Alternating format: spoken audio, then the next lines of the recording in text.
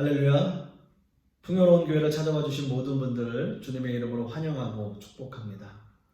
저는 오늘 여러분들과 함께 시대의 표적은 무엇인가 라고 하는 말씀의 제목으로 함께 은혜의 말씀을 나누고자 합니다. 우리는 우리의 의지와 상관없이 모두가 다 그 시대의 영향을 받으며 살아가고 있습니다. 그런 의미에서 우리는 좋든 싫든 그 시대가 주는 모든 종교적, 문화적 또는 사회적 영향을 다 받으며 살고 있는 거죠. 예를 든다면 요즘 같은 시대를 우리는 팬데믹 시대라고 하고요. 우리는 우리가 싫든 좋든 이 팬데믹 시대를 살아가고 있습니다. 우리의 세대가 일찍이 경험해보지 못한 어려움과 고난을 우리나라뿐만이 아니라 전 세계가 당하고 있는 거죠. 그 팬데믹의 상황, 그 시대 아래 놓여 있습니다. 물론 거기에 더해서 특히 종교계는 그 중에서도 개신교는 어떤 의미에서는 유례없는 그런 종교 탄압과도 같은 또 그것과 맞먹는 일들을 팬데믹이라고 하는 이 상황 아래에서 당하고 있는 거예요. 모이지 못하게 하는 것. 모이지 못하게 하는 것은 어떻게 보면 교회의 정체성을 흔드는 또 교회에게는 어떤 의미에서는 사형선고와도 같은 그러한 모양인 것입니다. 참 많은 교회들이 어려움을 당하고 있습니다. 물론 당연히 저 역시도 방역 수칙을 잘 지키고 또 그 말을 잘 따라야 하는 것에는 이견은 없습니다. 인정합니다. 그러나 지금의 이 시대가 그렇다는 겁니다. 불과 몇십 년 전만 하더라도 한국 기독교는 부흥의 시대를 거치면서 엄청난 교회 성장을 이루어 왔고요. 또 교회 역시도 사회적으로 많은 영향을 주는 그러한 종교 단체였습니다. 하지만 지금의 이 시대는 교회가 세상적으로 너무나 좋지 않은 이미지만 보여주고 있는 것은 아닌가 생각해 봅니다. 얼마 전에 뉴스를 보면서 교회의 현판, 또 말씀 현판을 향해서 달걀을 던지는 모습을 보고 참 마음이 좀 무거웠습니다. 그리고 마음이 좀 아렸습니다. 저렇게까지 하는구나. 또 세상 사람들이 우리를 그렇게까지 보는구나 라는 생각이 들면서 목회자의 한 사람으로서 많은 성찰을 하게 하는 그러한 시간이었습니다. 우리는 그렇게 이 시대에 한 사람의 성도로 또 한 사람의 신앙인으로 우리는 살아가고 있습니다. 요즘 같은 시대에는 남의 종교에 대해서 간섭하지 않고 서로가 서로의 종교를 존중해주고 또 서로가 믿고 있는 진리를 그 진리대로 인정해주는 지극히 개인적인 요즘 아이들의 말로 표현하자면 되게 서로 쿨하게 그렇게 인정해주면서 사는 그러한 시대를 꿈꾸고 있습니다. 그래서 그것이 다 좋은 것으로 여겨지는 거죠.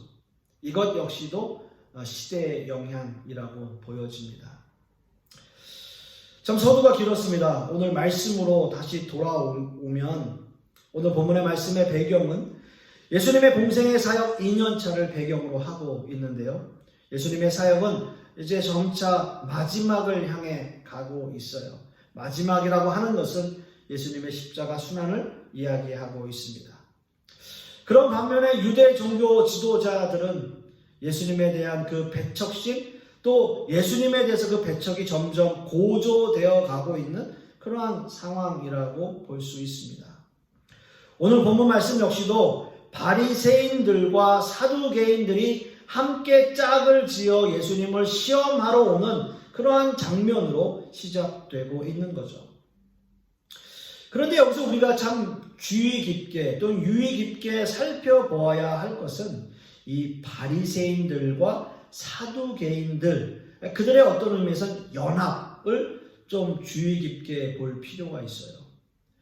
그 당시에 바리새인들과 사두개인들이 연합한다. 그들이 함께 무엇인가를 한다라고 하는 것은 그 당시 시대적 배경으로 보아서는 상상하기조차 힘든 상황입니다. 그들이 연합한다는 것은 있을 수가 없는 거죠. 왜냐하면요. 바리새인들은 예수님의 사역 기간 동안에 참 욕을 많이 먹은 사람들이에요. 심지어 그들을 향해서 독사의 자식들아 라는 소리를 들을 정도로 참 예수님께 욕을 많이 먹은 사람들입니다.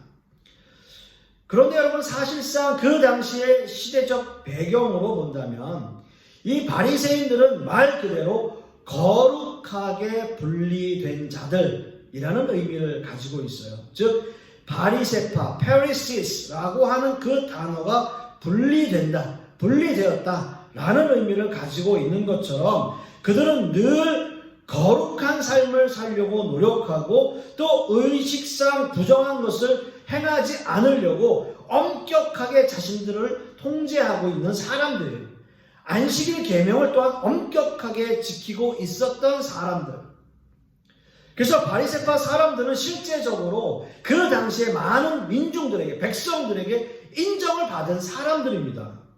그 민중이라는 세력을 등에 업고 있었던 그 당시에 아주 막강한 세력을 가지고 있는 하나의 집단이었다라는 거죠. 여러분들도 너무나 잘 알고 계시는 니고데모라고 하는 사람, 예수님께 영생에 대해서 물어봤던 니고데모라고 하는 사람 역시도 바리새인이었다라는 거죠.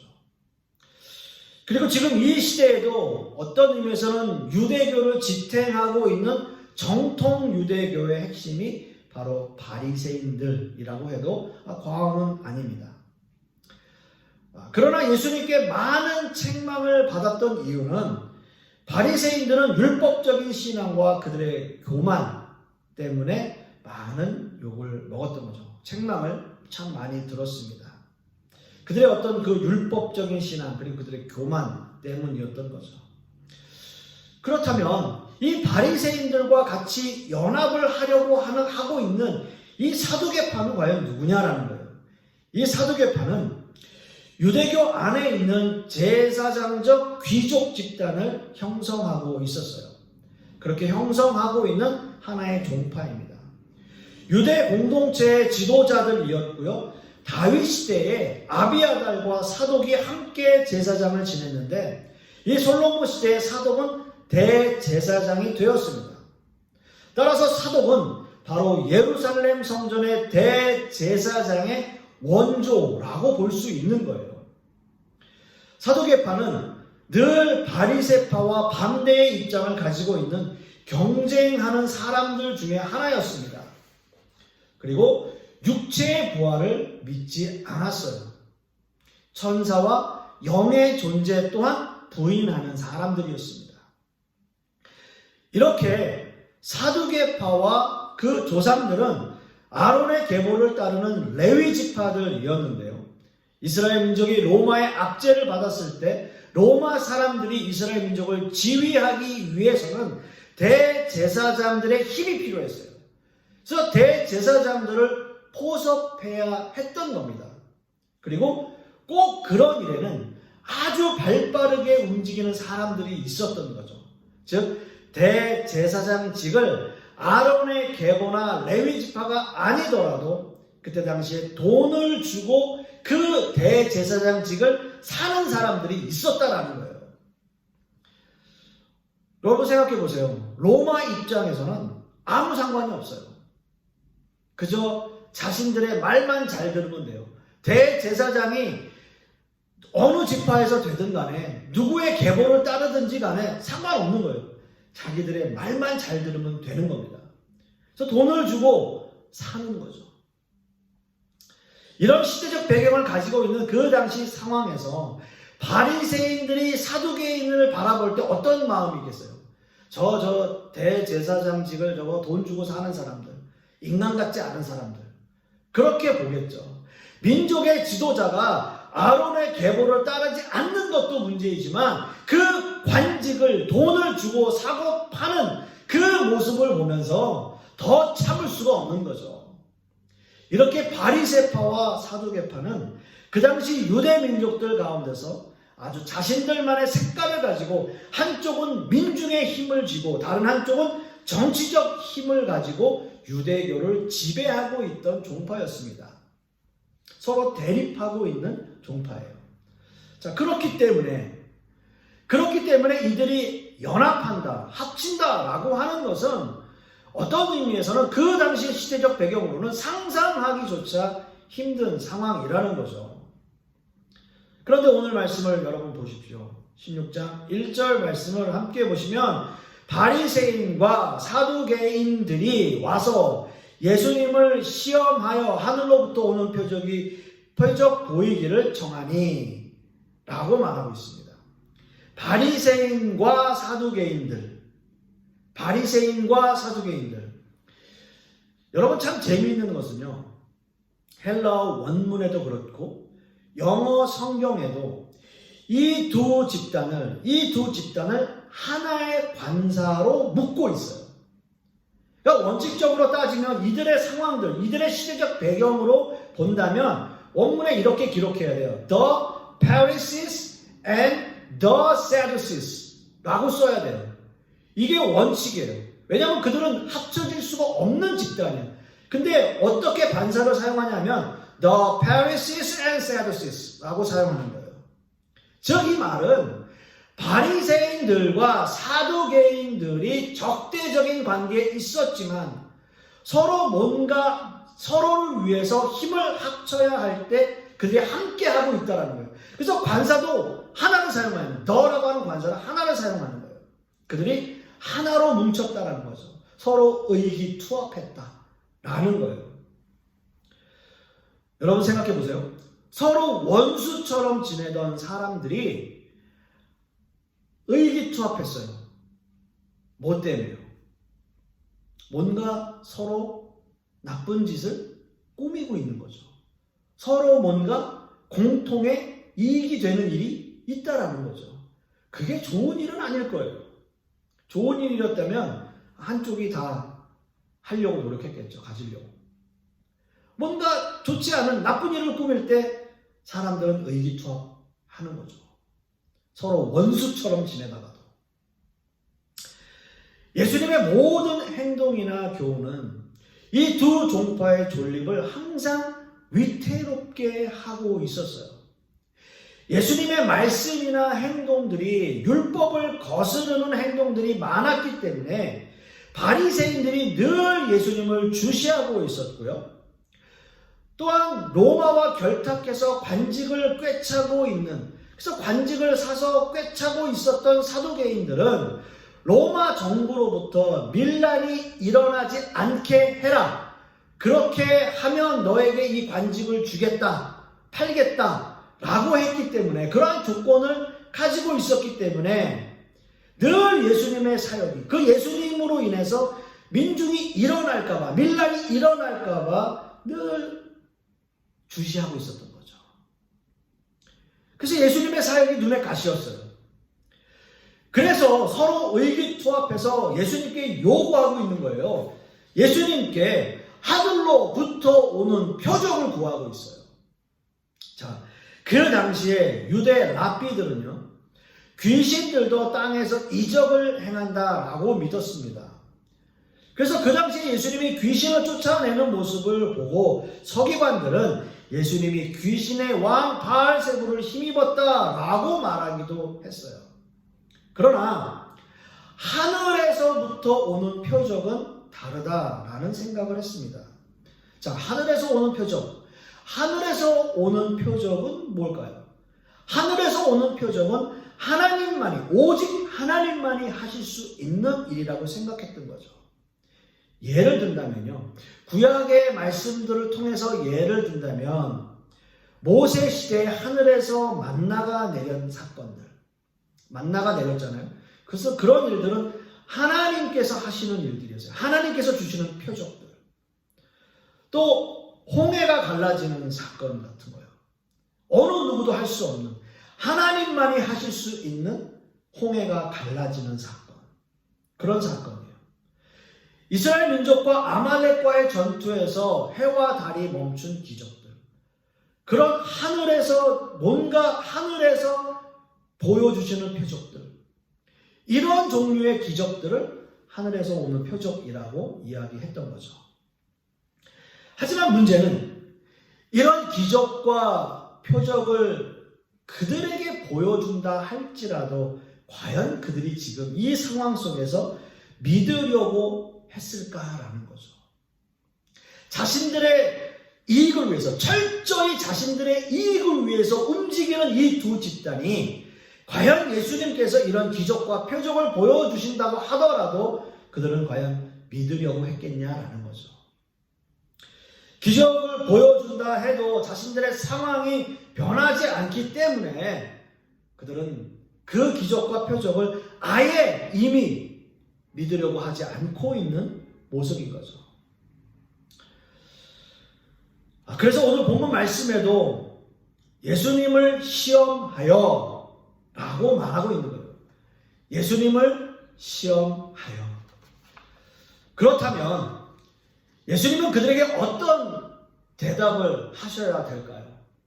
그들에게 표적과 기적을 보여주십시오 라고 이야기하고 있는 그 예수님에게 어떤 기적과 이적을 그들에게 보여줘야, 아니면 대답을 해야 될까요? 오늘 이 본문 16장 2절 3절 말씀을 보시면 예수께서 대답하여 이르시되 너희가 저녁에 하늘이 붉으면 날이 좋겠다 하고 아침에 하늘이 붉고 흐리면 오늘은 날이 굳겠다 하나니 너희가 날씨는 분별할 줄 알면서 시대의 표적은 분별할 수 없느냐 라고 말씀하고 있습니다.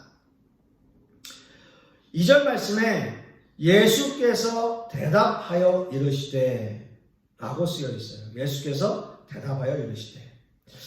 오늘 본문 말씀과 병행 구절인 마가복음 8장 12절 말씀을 보시면 예수께서 마음속으로 깊이 탄식하시며 이르시되 라고 쓰여 있습니다. 깊이 탄식하시며 이르시되.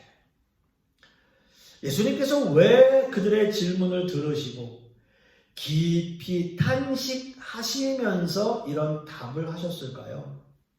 첫째는 아마도 예수님은 바리새인들과 사두개인들이 하는 이 질문의 의도를 너무나 잘 알고 계셨기 때문에 깊이 탄식하셨을 겁니다. 왜냐하면 예수님께서 어떤 대답을 하시더라도 이미 그들은 예수님을 죽이려고 함께 결탁하고 있는 그 모습이 예수님이 보시기에는 너무나 안타까운 모습이었기 때문이에요. 그리고 둘째는 지금까지 메시아로서 보여주신 그 표적들 엄청나게 많았어요. 많은 사람들이 예수님의 그 기적과 이적을 보고 믿었습니다. 그러나 그럼에도 불구하고 그들은, 그 두 집단들은 믿으려 하지 않고 있다는 거죠.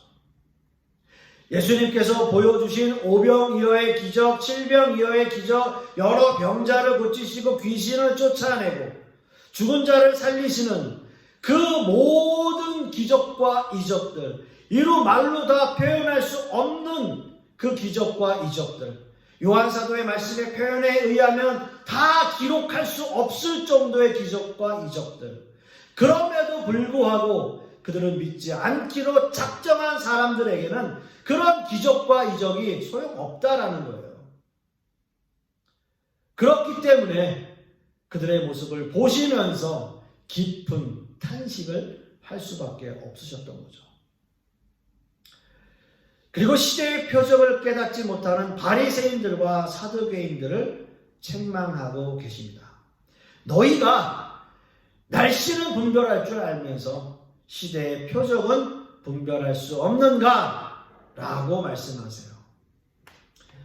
오늘의 본문의 말씀에서 이 시대라고 하는 이 단어, 너무나 중요한 단어입니다. 시대. 헬라어 원어는 카이로스라고 하는 단어를 사용하고 있어요. 여러분 참 많이 들어보셨을 겁니다. 이 카이로스라고 하는 단어. 어떤 특정한 시간을 의미해요. 어떤 특정한 때를 의미하는 시간이에요. 시간을 의미하는 헬라어 단어에는 크로노스와 카이로스라고 하는 단어를 사용합니다. 일반적으로 흘러가는 시간을 의미할 때는 크로노스라고 하는 단어를 사용해요. 그리고 어떤 특정한 때를 의미하는 단어를 사용할 때는 카이로스라고 하는 단어를 사용합니다. 쉽게 예를 들어드리면 우리가 살아가고 있는 하루 24시간, 그 시간은 그저 흘러가는 아주 평범한 일상의 시간들, 그 시간은 크로노스라고 하는 단어를 사용하는데, 그런데 그 시간 안에 어떤 특별한 시간들이 있잖아요. 예를 들어서 제가 그 시간 안에 어떤 사랑하는 사람과 만났어요. 그래서 기분이 좋았어요. 그 특별한 시간, 그 사랑하는 사람과 만난 그 특별한 시간, 데이트하는 시간, 그 시간은 카이로스의 시간이에요. 일정하게 흘러가는 시간 안에서 어떤 특별한 시간, 이것을 우리가 성경 안에 들어와서 이 시간의 개념을 적용한다면 우리의 일상의 시간 속에서, 흘러가는 시간 속에서 하나님께서 특별히 간섭하시고 하나님께서 특별히 개입하시는 시간, 어떤 의미에서 은혜의 시간을 우리는 카이로스의 시간이라고 이야기합니다. 그 시간을 카이로스라고 불러요. 오늘 본문의 말씀에서 예수님이 말씀하시는 시대의 의미는 하나님의 아들이신 독생자 예수께서 메시아로 이 땅에 오신 그 때를 의미하는 시간을 말하고 있습니다. 아주 특별한 시간이에요. 은혜의 시간이에요. 예수님께서 우리 모든 인류를 구원하시기 위한 아주 특별하게 오신 그 시간, 온 인류를 구원하시는 은혜의 시간을 의미하고 있습니다. 그것은 구원의 시간이에요. 바로 카이로스의 시간입니다. 하지만 그들은 그 시대를, 그 시간을 인식하지 못하고 분별하지 못하고 그 시대를 알아보지 못했어요. 메시아를 알아보지 못하고 있다라는 거예요. 그리고 그들은 예수님에게 표적을 요구하고 있어요.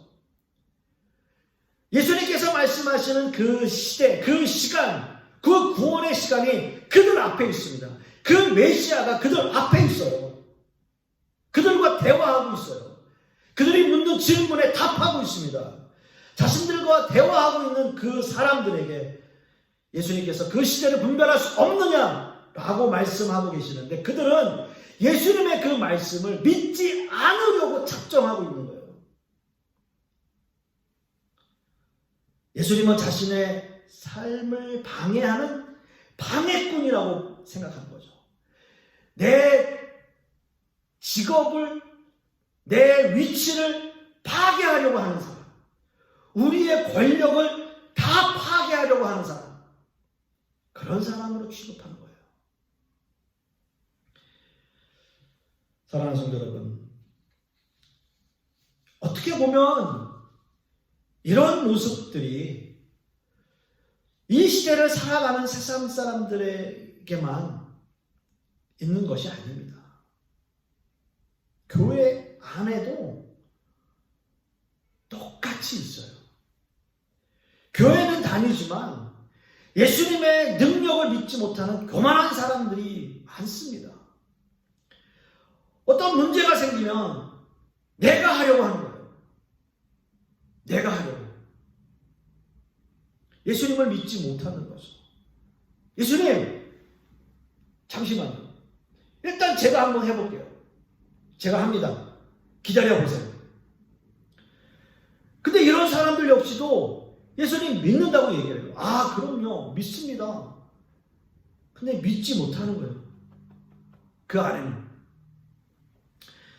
예수님께서 깊이 탄식하실 수밖에 없는 거죠. 예수님께서 우리에게 주신 그 시간, 그 시대, 카이로스의 시간, 특별히 우리를 만나주시고 우리와 함께 해주시고 우리에게 주시는 그 은혜의 시간들, 그 시간들이 우리에게 있다면, 우리가 그것을 깨닫는다면 우리는 그 시간을 분별해야죠. 그 시대를 분별해야죠. 우리는 어떤 의미에서는 그 시대의 풍습들, 세상의 풍습들은 그렇게 잘 따라가면서도 왜 예수님이 우리에게 주신 그 시대는 분별하지 못하고 있는 걸까요? 우리는 왜 그 은혜의 시간들을 계속해서 잊고 또 잊고, 아니 잊어버리려고 작정하고 사는 사람처럼 그런 모습으로 살아가고 있는 걸까요? 마지막 4절 말씀을 보시면 악하고 음란한 세대가 표적을 구하나 요나의 표적밖에는 보여줄 표적이 없느니라 하시고 그들을 떠나가시니라. 마태복음 12장에서 표적을 구했던 서기관들과 바리새인들에게도 예수님은 지금 말씀과 똑같이 요나의 표적만을 이야기하고 계세요. 요나의 표적. 여러분들이 너무나 잘 아시는 것처럼 요나가 물고기 뱃속에 들어가서 사흘 만에 다시 나온 그 사건. 예수님의 죽으심과 부활을 예표하고 있는 그 사건. 우리가 너무나 잘 아는 사건이잖아요. 근데 예수님의 대답은 간단해요. 그리고 같아요. 메시아로 이 땅에 오신 예수님이 보여주실 사명은 죽으시고 부활하시는 것, 그거예요. 예수님께서 우리에게 주시는 그 시대는, 그 시간은 죽으시고 부활하시는 거예요. 그게 은혜고 그게 구원이에요. 이것이 예수님께 또한 맡겨주시는 사명이고요. 모든 인류를 구원하시기 위한 하나님의 뜻입니다. 이것을 분별하지 못하는 세대를 예수님께서는 이렇게 말씀하셨어요. 악하고 음란한 세대다. 악하고 음란한 세대. 그리고 예수님께서는 자리를 떠나십니다. 더 이상 그들과 싸울 필요가 없는 거예요. 나 너희들하고 이제는 더 이상 말 장난할 시간 없어. 이제 그 십자가, 그 고난이 얼마 남지 않았어. 사랑하는 성도 여러분, 우리는 그런 시대를 살아가고 있습니다. 제가 서두에 말씀드렸던 것처럼 우리는 지금 이 시대, 팬데믹의 시대를 살아가고 있습니다. 물론 이 시대도 언젠간 끝나겠죠. 그러나 우리의 무너졌던 일상들이 회복되는 데는 참 많은 시간이 더 걸릴 겁니다. 어떤 의미에서는 우리 개신교가 그 이미지를 회복하기 위해서는 훨씬 더 많은 시간들이 소요될 수도 있을 겁니다. 중요한 것은 어떤 시대라고 할지라도 우리는 흔들리지 않았으면 좋겠어요. 세상은 교회를 대적하고 진리를 거스르기 위해서 모든 세력들이 더 강하게 연합해요. 오늘 사두개인들과 바리새인들처럼 그들이 서로 정반대의 삶을 추구하고 요구하고 그들의 사상이 완전히 다른 집단이라 하더라도 어느 한 세력을 무너뜨리기 위해서 그들은 연합하는 거예요. 더 강력하게 연합하는 거죠. 이 시대에 우리에게 주어주시는 예수 그리스도의 표적은 예수님의 죽으심과 부활이에요. 그거밖에 없어요.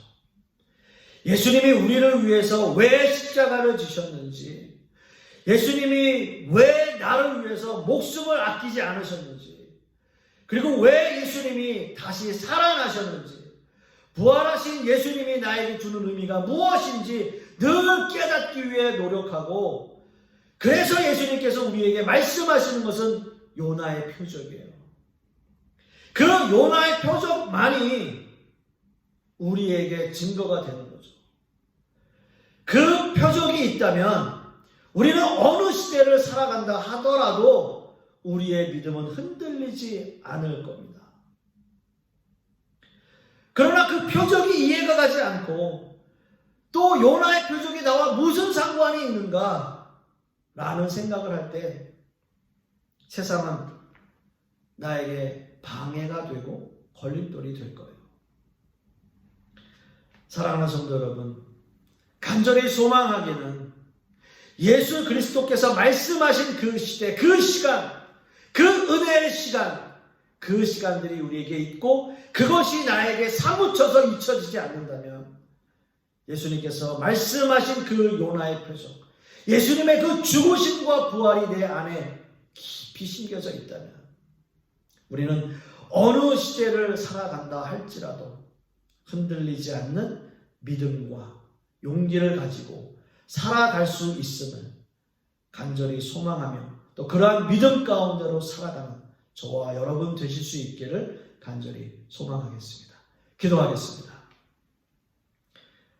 사랑과 은혜가 충만하신 아버지 하나님, 오늘 예수님의 말씀을 통해서 이 시대가 우리에게 주는 의미가 무엇인지 다시 한번 생각하게 하시니 감사합니다. 예수님께서 말씀하신 그 요나의 표적, 예수님의 죽으심과 부활이 내 가슴 속에, 내 가슴 깊은 곳에 심겨져 있다면 비록 이 시대가 힘들고 어렵고 또 이 팬데믹인 상황 속에서 어려운 시간들을 우리가 지나가고 있지만 우리가 흔들리지 않는 믿음을 갖고 살아가게 하여 주시옵소서. 이번 한 주간도 그런 하나님의 은혜 가운데 살아가기를 소망하며 예수 그리스도 이름 받들어 기도드렸사옵나이다.